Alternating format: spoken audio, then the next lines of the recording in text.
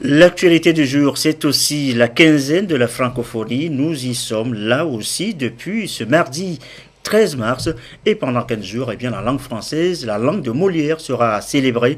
Ce sera autour du thème la langue française, notre trait d'union pour agir. Tabitha ici à Capou. Comme chaque année depuis 1988, la Journée internationale de la francophonie est célébrée le 20 mars à travers le monde. Face aux défis de l'heure, la francophonie souhaite mettre en avant les richesses de la langue française et l'importance des liens de solidarité entre les États. La langue française, notre trait d'union pour agir, est le thème autour duquel est axée la célébration de cette année. La quinzaine de la francophonie est une occasion qu'on donne à toutes les associations de la société civile qui travaillent sur le terrain à répandre les idéaux de la francophonie.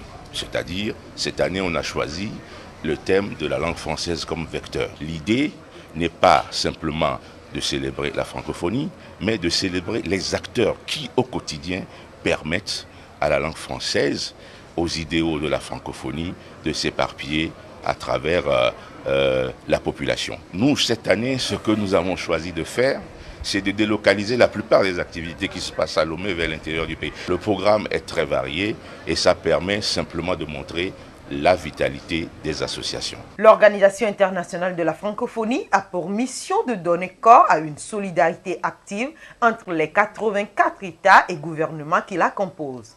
L'objectif principal est de contribuer à l'amélioration du niveau de vie des populations en les aidant à devenir acteurs de leur propre développement. Et au-delà aujourd'hui de la langue française que nous avons en partage, qu'est-ce que la francophonie apporte à vous et moi, aux citoyens lambda, à nos États, pas français, mais francophones? Christine Péché-Kialoudé s'est intéressée précisément au Togo, notre pays. Voici son document.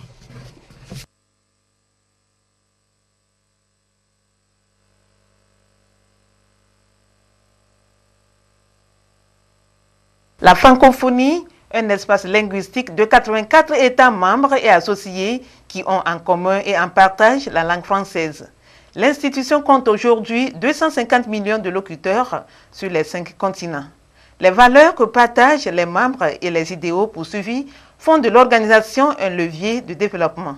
La recherche de la paix dans le monde, l'expression plurielle des diversités culturelles, la défense et la protection des droits de l'homme sont quelques-unes de ces valeurs. La promotion d'un idéal démocratique avec la déclaration de Bamako, l'OIF travaille à renforcer les capacités des États en matière de démocratie, en matière de promotion des droits humains, des droits de la personne, en matière surtout d'égalité, de la promotion de l'égalité femmes-hommes, des droits des femmes, des droits des enfants.